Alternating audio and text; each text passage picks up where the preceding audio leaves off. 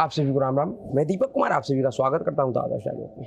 दोस्तों, 1 जुलाई को 18वीं लोकसभा के पहले सेशन में राहुल गांधी जी नेता विपक्ष के रूप में जो भाषण दिए और उनका जो 20 वर्षों का संसदीय इतिहास है, संसदीय व्यवहार है, उन सभी चीजों को देखने के बाद 2 जुलाई को प्रधानमंत्री जी जब जवाब दे रहे थे, उस जवाब के दौरान राहुल गांधी जी का एक नया नामकरण हुआ। प्रधानमंत्री नरेंद्र मोदी जी ने राहुल गांधी को एक नया नाम दिया। वह नाम था बालक बुद्धि।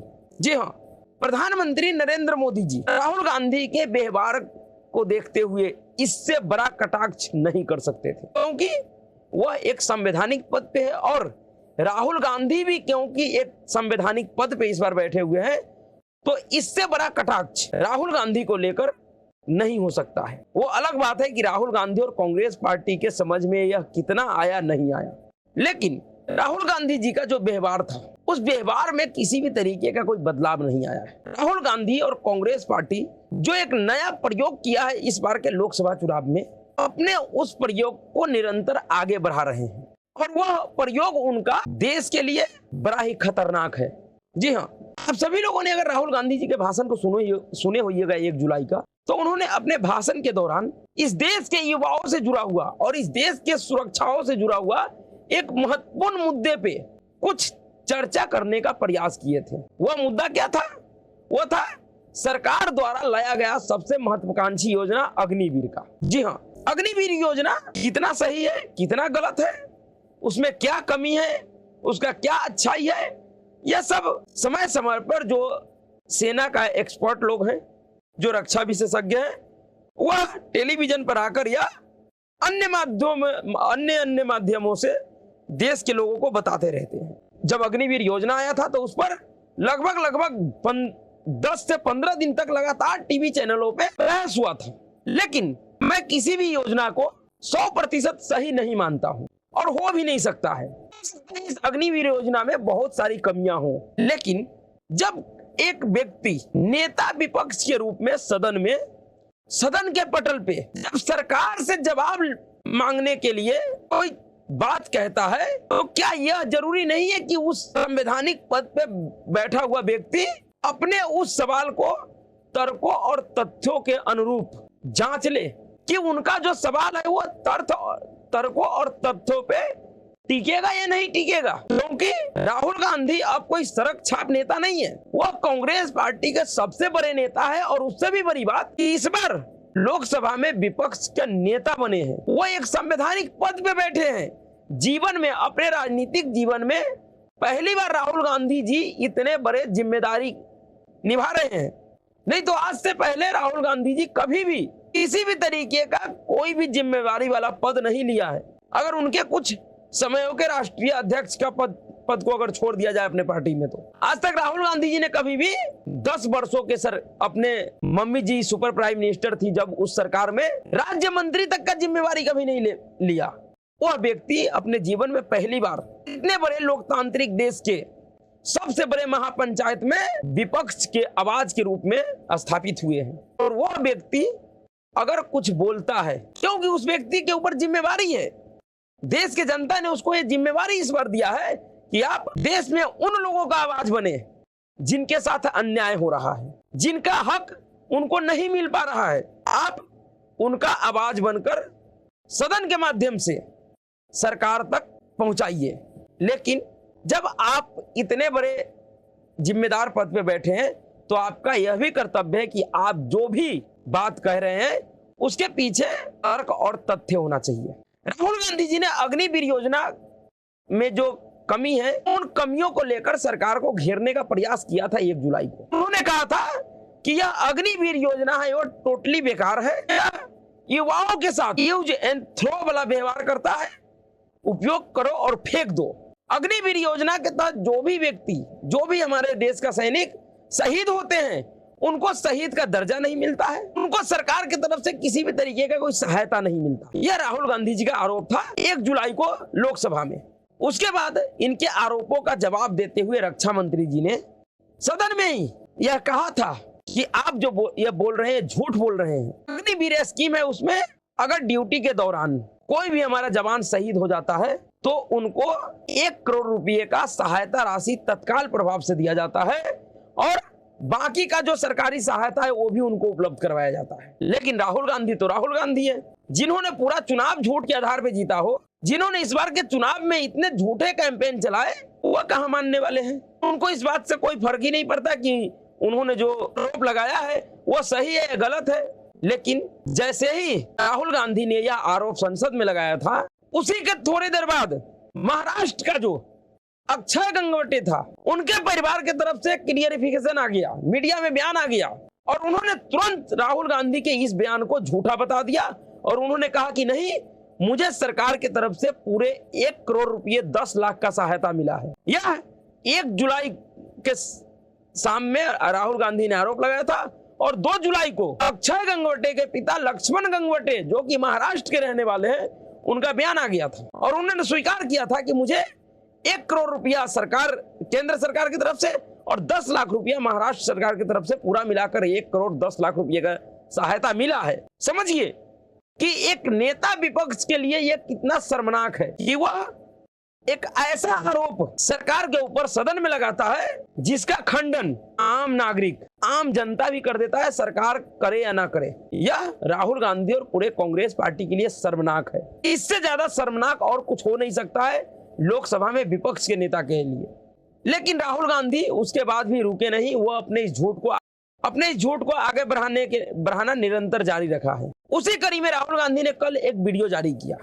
आप पहले राहुल गांधी के उस वीडियो को सुनिए कि वो क्या कह रहे हैं। नमस्कार। संसद में अपने भाषण में मैंने कहा, सत्य की रक्षा हर धर्म का फाउंडेशन है। जवाब में राजनाथ सिंह जी ने शिव जी की फोटो के सामने पूरे हिंदुस्तान को, देश की सेना को और अग्निवीरों को कॉम्पनसेशन के बारे में झूठ बोला। मैंने अपने भाषण में कहा था, मेरी बात मत सुनिए, उनकी बात भी मत सुनिए, अग्निवीर के परिवारों की बात सुनिए। कोई सहूलत नहीं मिली, ना सेंट्रल गवर्नमेंट, पंजाब सरकार ने दी हमें, चलो जो भी है बनता हक, तो सेंट्रल गवर्नमेंट ने कुछ नहीं दिया हमें। बोलते आएंगे पैसे, इलेक्शन आ रहा है, वो आ रहा है, ना जाने कब आएगा। शहीद अजय सिंह जी के पिता ने मेरे और रक्षा मंत्री के भाषण सुनने के बाद ये बयान दिया है। जो राजनाथ ने कल बयान दिता कि 1 करोड़ रुपए का शहीद परिवार को भेज चुके हैं, सानू कोई मैसेज नहीं, ना कोई पैसा आया हाल तक। राहुल गांधी बहुत आवाज उठा रहा, सदन में बैठा हंगामा कर रहा भी शहीदों के परिवारों को इन्हां दी बनदी जो सहूलत मिलनी चाहिए, अग्निवीर योजना बंद होनी चाहिए, रेगुलर भर्ती होनी चाहिए। रक्षा मंत्री जी ने संसद में शहीद अजय सिंह जी के परिवार से, अग्निवीरों से, सेना से और देश के युवाओं से झूठ बोला है। रक्षा मंत्री जी, आप इन सब से माफी मांगिए। डरो मत, डराओ मत, सत्यमेव जयते। अब देखिए, यह वीडियो है, यह वीडियो संदिग्ध है। राहुल गांधी अग्निवीर के परिवारों से अपने भारत जोड़ो यात्रा के दौरान मिला था। उस समय हो सकता है कि अजय सिंह जी के परिवार को राशि नहीं मिला होगा, सहायता राशि नहीं मिल पाया होगा। लेकिन उसके बाद का जो वीडियो दिखाया जा रहा है उसके पिताजी का, जिसके लिए राहुल गांधी जी कह रहा है कि मेरे और राजनाथ सिंह जी के बीच जो बहस हुआ संसद में, उसके बाद का यह वीडियो अजय सिंह जी के पिताजी का है, जिसमें वो व्यक्ति, वो बुजुर्ग कह रहा है कि मुझे ना तो अब तक कोई पैसा मिला है और ना ही कोई सहायता मिला है। इसी व्यक्ति का, उसी अजय सिंह जी के पिता का, उनके परिवार के लोगों का एक और वीडियो देखिए जो कल का वीडियो है। राजनाथ सिंह ने जो क्लेम किया कि 98 लाख आया है, क्या वो आ गया है आपके पास? हाँ जी, वो तो आ गया। अच्छा, 50 लाख एक आ गया था पहले। हाँ जी। पहली जो अमाउंट है वो कब आई थी आपके पास? पहली अमाउंट तो 3-4 महीने पहले आई थी, वो भी वो जो इंश्योरेंस होता है उसका क्लेम। हाँ, दूसरी अमाउंट? दूसरी अमाउंट जून में आई थी 10 तारीख को। कितने की आई है? 48 लाख की। 48 लाख। हाँ जी। पहली अमाउंट कितनी की थी? 50 की थी। 50 की थी। हाँ जी। जो राजनाथ सिंह ने जो क्लेम किया कि 98 लाख आया है, क्या वो आ गया है आपके पास? हाँ जी, वो तो आ गया। अब बताइए, यह बुजुर्ग खुद अपने मुंह से कह रहा है रिपोर्टर को कि वो पैसे आ गया। रिपोर्टर ने जब पूछा कि राजनाथ सिंह जी ने कहा कि आपके पास 98 लाख रुपया आया है, सेना ने भी कहा। राहुल गांधी के इस बयान के बाद, इस वीडियो के बाद भारतीय सेना ने प्रेस रिलीज जारी करके कहा कि राहुल गांधी जो आरोप लगा रहा है वो झूठा आरोप है। अजय सिंह के परिवार को 98,39,000 रुपया मिल चुका है और बाकी 67 लाख रुपया जो कि प्रोसेस में है, पुलिस वेरिफिकेशन के बाद ये भी मिल जाएगा। और हमारा प्रयास है, भारतीय सेना का प्रयास है कि हर एक जवान तक, चाहे वो रिटायरमेंट के बाद हो या फिर किसी दुखद घटना के बाद, उन तक उनका हक, उनका राशि जल्द से जल्द पहुंच जाए। लेकिन ये जो बुजुर्ग कह रहा है कि मुझे पैसा मिल गया, कल ही कह रहा है, रिपोर्टर से कह रहा है, ये भी नहीं कि कोई बीजेपी का आदमी गया है या राजनाथ सिंह जी ने भेजा है। दूसरा, उसी रिपोर्टर को उस अजय सिंह जी के परिवार का लोग भी कह रहे हैं, उनकी बहन भी कह रही है कि 48 लाख रुपये तो 2-3 महीने पहले मिल गए थे और 50 लाख रुपये 10 जून को मिले हैं। अब जब ये पैसा इन लोगों को मिल चुका है, उसके बाद जो राहुल गांधी का दावा है कि यह वीडियो जो वो दिखा रहे हैं कि यह मेरे और राजनाथ सिंह जी के बीच के बहस के बाद का वीडियो है, जिसमें वो बुजुर्ग कह रहा है कि मुझ तक कोई पैसा नहीं पहुंचा, मुझे कोई सहायता नहीं मिला है, जबकि यही बुजुर्ग अब कह रहा है कि मुझे 98 लाख रुपया मिल चुका है। दोनों बात कैसे सही हो सकता है? ये दोनों बात एक ही शर्त पे सही हो सकता है, या ऐसे कि राहुल गांधी जो वीडियो दिखा रहा है वो वीडियो एडिट किया हुआ वीडियो है। जानबूझकर राहुल गांधी और कांग्रेस पार्टी ने अजय सिंह जी के पिता को अपने झूठ को आगे बढ़ाने के लिए उनका उपयोग किया है। उनके बयान को एडिट करके गलत तरीके से पेश करके ये अपने झूठी राजनीति को आगे बढ़ाने का षड्यंत्र किया है, जो कि इस देश के खिलाफ एक बड़ा, जो कि किसी भी तरीके से, जो कि इस देश के सुरक्षा के साथ एक बड़ा खिलवाड़ है। अगर आप अपने झूठ को स्थापित करने के लिए शहीद सैनिकों के परिवार वालों का वीडियो इस तरीके से एडिट करके अपने एजेंडे का अनुरूप अगर उसको चलाएंगे, उसके जरिए युवाओं के मन में भ्रम पैदा करेंगे, उनको विद्रोही बनाने का प्रयास करेंगे, उनको डराने का प्रयास करेंगे कि आप अग्निवीर में मत जाओ, अग्निवीर में आपका भविष्य सुरक्षित नहीं है, जबकि हर एक रक्षा सुरक्षा विशेषज्ञ या फिर जो अग्निवीर स्कीम में जहां तक हम लोगों ने समझा है, उनको यह व्यवस्था है कि अभी जितने लोग भर्ती होंगे उसमें से 25% लोगों को रेगुलर सैनिक में ले लिया जाएगा। बाकी जो बचे हुए लोग होंगे, जो 4 साल में रिटायर होंगे, अच्छे खासे रकम के साथ रिटायर होंगे, उनके पास उतनी क्षमता होगा कि या तो वह कोई बिजनेस कर ले या फिर सरकार ने जो उनका अन्य सुरक्षा एजेंसियां हैं, चाहे वो CISF हो या BSF हो या राज्यों का पुलिस हो, उन सभी में इनको वरीयता दी जाएगी। यह सरकार ने पहले ही क्लियर कर दिया है। इतना सब होने के बावजूद भी अगर कांग्रेस पार्टी और राहुल गांधी नेता विपक्ष के रूप में अगर इस तरीके का झूठा प्रचार प्रसार कर रहा है सिर्फ अपने झूठे राजनीति को स्थापित करने के लिए, तो यह सिर्फ बालक बुद्धि नहीं, इसके पीछे जरूर कोई बड़ा षड्यंत्र है जिसका यह संकेत आ रहा है। यह जो प्रयोग है राहुल गांधी और कांग्रेस पार्टी का इतना गैर जिम्मेदाराना, यह प्रयोग शर्मनाक और खतरनाक है। इसके खिलाफ सरकार को कोई ना कोई ठोस कार्रवाई करना चाहिए, नहीं तो इस देश का सेना, इस देश का सरकार कितने परिवारों को क्लियरिफिकेशन देगा?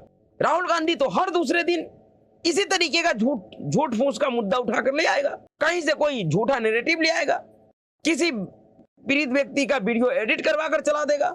सबके ऊपर सरकार का तो क्लियरिफिकेशन नहीं आ पाएगा, और जिसका सरकार क्लियरिफिकेशन नहीं देगा वो स्थापित हो जाएगा, उसको लोग सच मानने लगेंगे। लेकिन इसमें कमी सिर्फ सरकार का नहीं, भारतीय जनता पार्टी के नेताओं का भी है। अगर राहुल गांधी इस तरीके का झूठ बोल रहा है, वो बेशक नेता विपक्ष है, तो क्या उनके खिलाफ कोई कार्रवाई नहीं हो सकता है?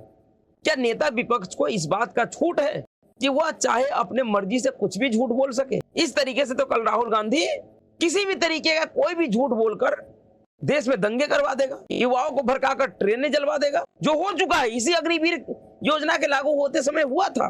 जब ये अग्निवीर योजना आया था उस समय बिहार और उत्तर प्रदेश और बंगाल, उत्तर प्रदेश में तो कम हुआ था, बंगाल में भी उतना नहीं हुआ था, लेकिन बिहार में जो जातिवादी नशेरी था उन्होंने युवाओं को भड़काकर बहुत बड़ा दंगा करवाया था, बहुत बड़े लेवल पे आगजनी करवाया था। उस मुकदमे में आज भी हजारों युवा जेल में हैं।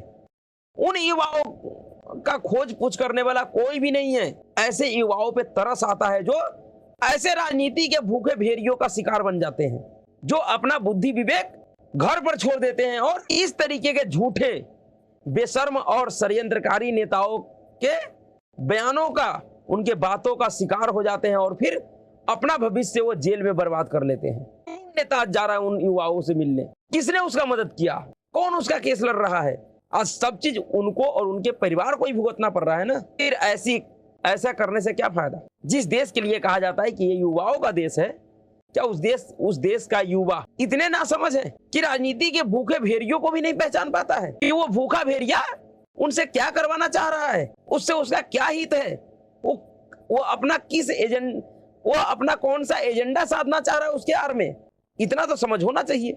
मुझे विश्वास है कि इस देश का युवा, जो कि जागरूक युवा है, वह राजनीति के ऐसे भूखे भेड़ियों को पहचानेगा। वह इनके एजेंडों में अब नहीं फंसेंगे, इनके एजेंडों में फंसकर अपना जीवन बर्बाद नहीं करेंगे। लेकिन राहुल गांधी का जो ये प्रयोग है, कांग्रेस पार्टी का जो यह प्रयोग है, यह शर्मनाक प्रयोग है। इससे देश और युवा दोनों का नुकसान होगा।